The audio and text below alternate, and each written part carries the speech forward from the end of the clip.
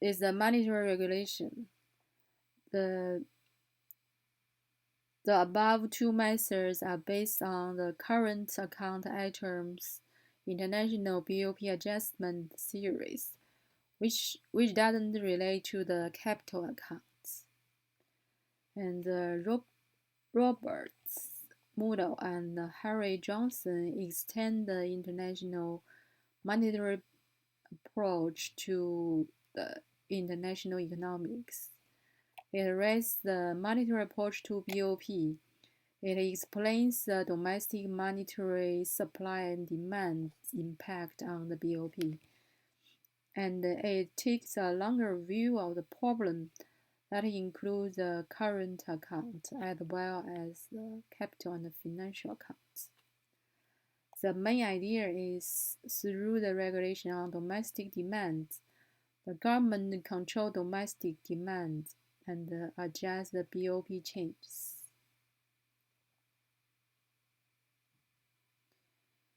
And domestic money supply is the sum of international reserves that can be taken as the difference between the exports and imports. And the domestic debit amount.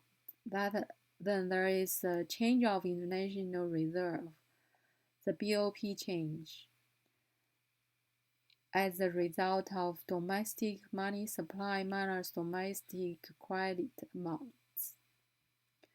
If the amount of credit issued is greater than the money supply needs, the BOP will deteriorate, and vice versa.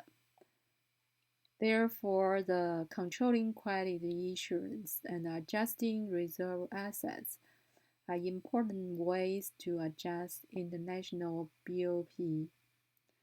But the use of this method has some side effects, such as depressing the domestic credit will cause the economic growth rate to drop.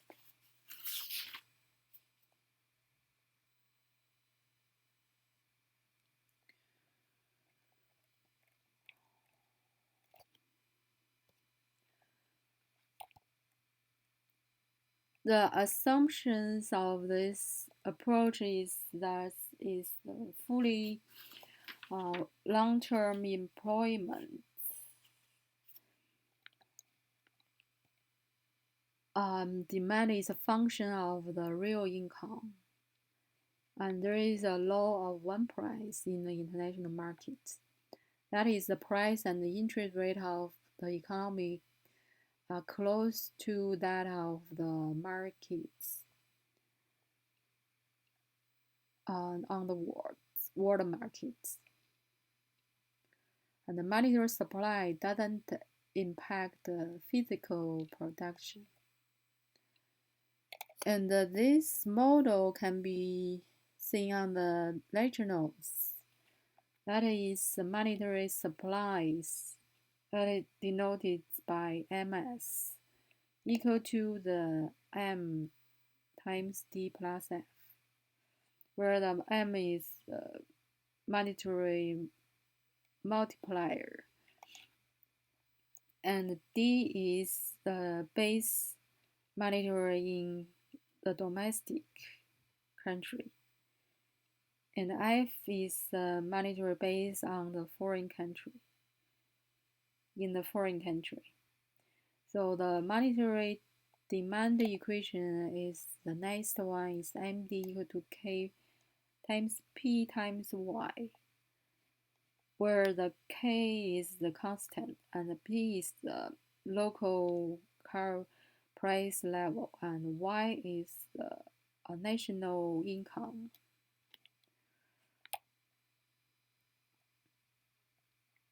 So after this equilibrium, the monetary market equilibrium will be achieved at MS equal to MD.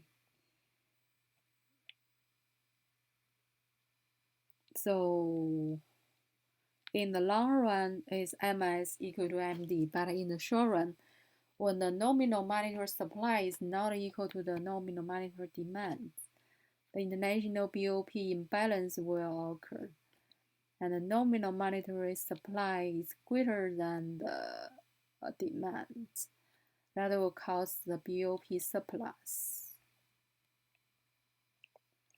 So if the MS, after we rewrite this first equation, that is the MS equal to MD plus MF. When the multiplier equal to 1, the MS equal to D plus F. And the international reserve is the difference between the export and the import, and the net long-term capital flows. If the base country's base currency is greater than the monetary supply, that domestic credit scale is greater than the nominal monetary supply, the BOP has some deficits. Otherwise, it is the surplus. The root cause lies in the nominal monetary supply and demand. That is the cause of the imbalance of the BOP. So the assessment of this approach is that the core idea is to regard the phenomena of international payment as the monetary.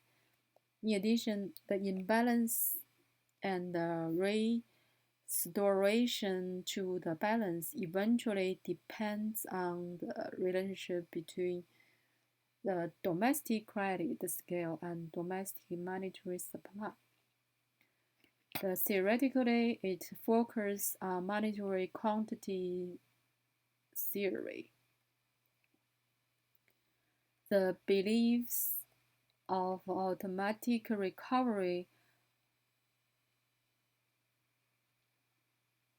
of international payments.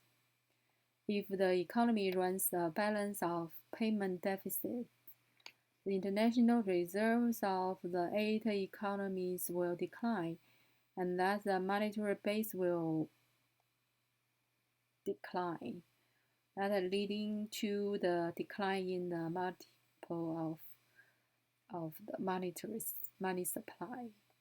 When the nominal money supply is equal to the nominal money demand under the outflow of international reserve will stop and the balance of international payment will resume. Of course, there will be some force in the economy that prevent the automatic recovery of the mechanism of this international BOP from playing its role, such as